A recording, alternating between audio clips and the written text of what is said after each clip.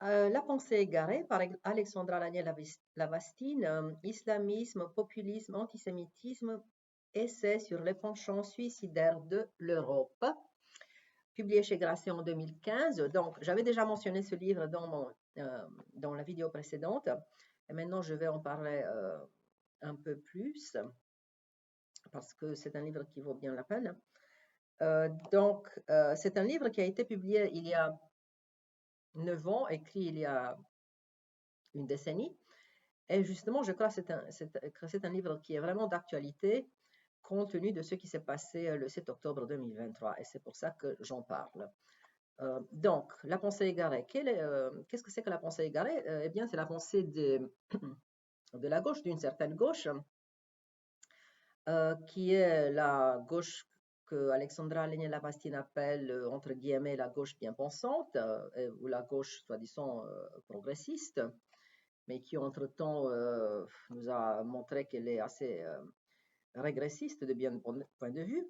Donc, c'est la gauche qui a abandonné l'idéal des Lumières et de l'universel en faveur des particularités et du communautarisme. Et donc, c'est cette gauche qui, depuis longtemps, refuse en Europe de analyser la montée de l'islamisme sous prétexte que quiconque le ferait serait coupable d'être réactionnaire ou d'être conservateur ou même pire islamophobe. Donc, c'est cette pensée que l'auteur critique, que l'auteur, l'autrice, l'écrivaine critique.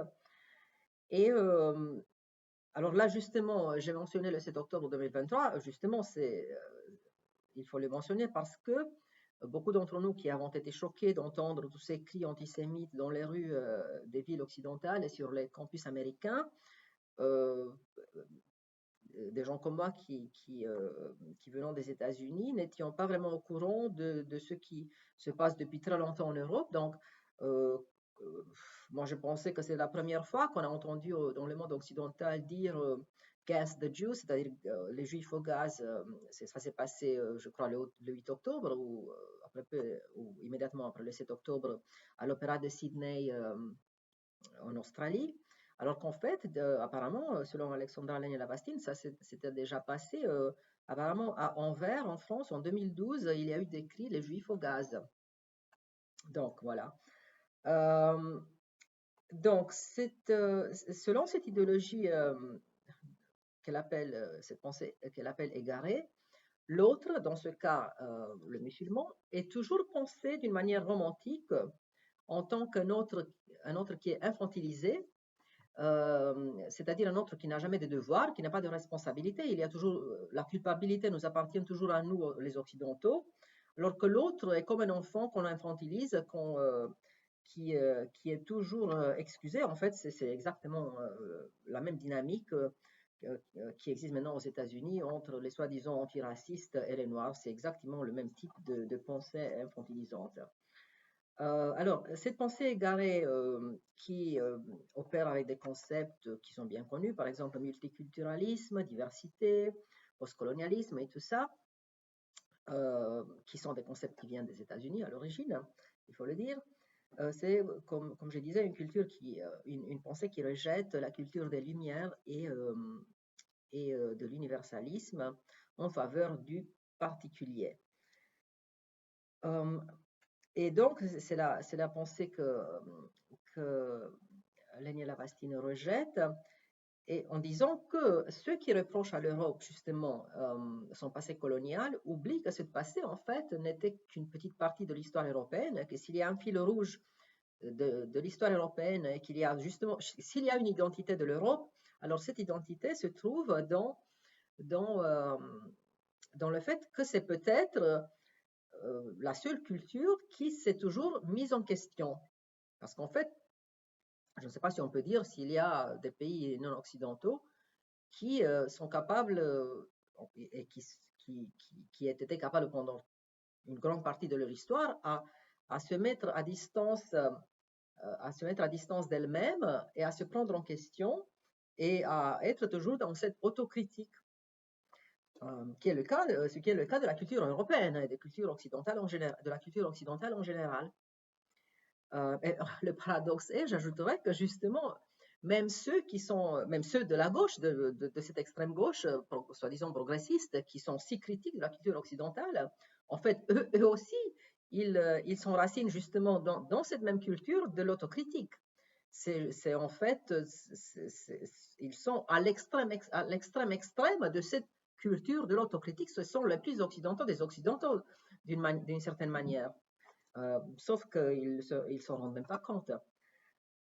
Donc, c'est cette culture de l'esprit de la lumière et de l'esprit critique que Léniel Lapastine défend, et elle oppose à la pensée postcolonialiste et à la pensée du communautarisme une pensée élargie. C'est un mot qu'elle prend de l'écrivain indien Naipaul, un écrivain que moi aussi j'aime, une pensée qui regarde notre être dans le monde.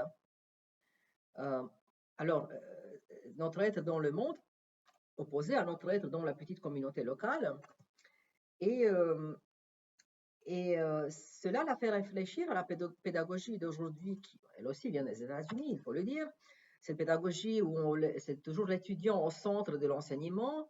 C'est une pédagogie qui est narcissique à la base, plutôt qui invite l'étudiant toujours en narcissisme, qui est centré sur le soi-disant développement personnel, ce qu'aux États-Unis on appelle self-help ou self-growth, ou toute cette pédagogie du narcissisme qui dit qu'il ne faut jamais traumatiser l'enfant ou l'étudiant en lui disant qu'il doit apprendre, qu'il est ignorant, et surtout il ne faut pas utiliser la discipline. Donc la discipline est complètement au dehors de ce type de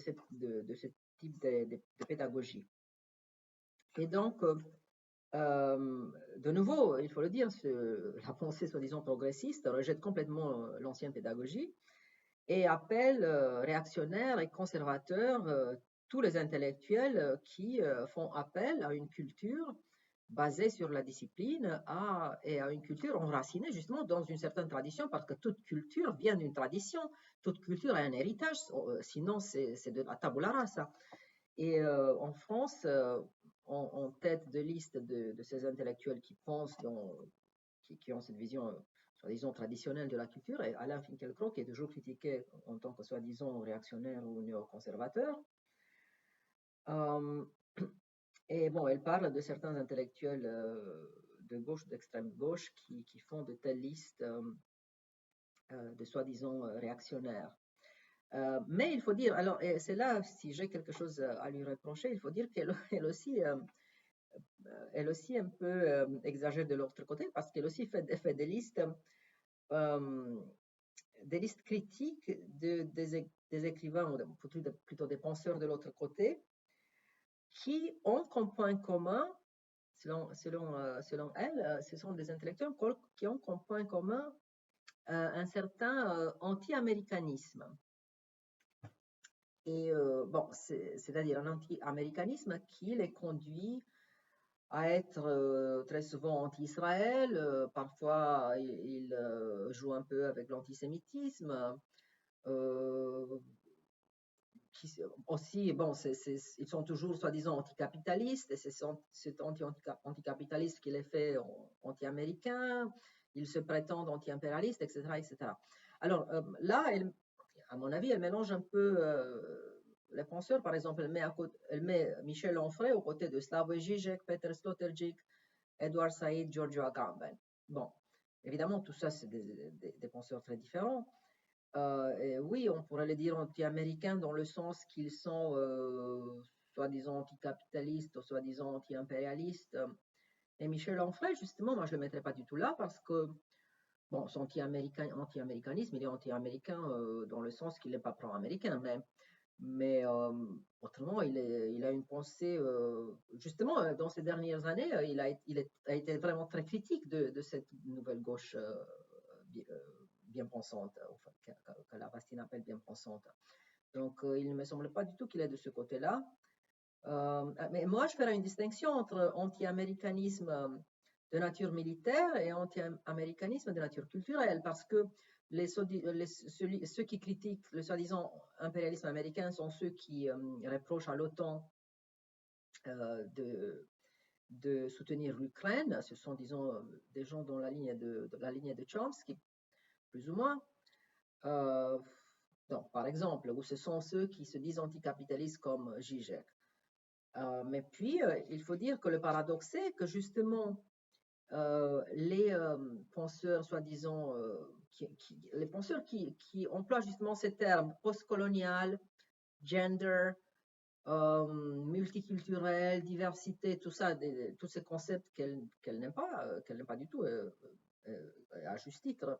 Donc, tout ça, ce sont des concepts américains. Donc, c'est une pensée qui vient des États-Unis. Donc, là aussi, on peut être très bien anti-américain si on les rejette. On est dans l'anti-américanisme si on les rejette, mais là, c'est un anti-américanisme de nature culturelle. Et le paradoxe, c'est que ce sont justement les mêmes gens qui rejettent l'américanisme, le soi-disant impérialisme américain, ce sont en fait les mêmes personnes qui propagent l'impérialisme culturel américain. Ce sont les mêmes en fait. Bon, mais ça c'est une grande question. Je m'arrête ici. Alors, je voudrais dire que, bon, en gros, je suis d'accord, je suis tout à fait d'accord avec les propos principaux de ce livre.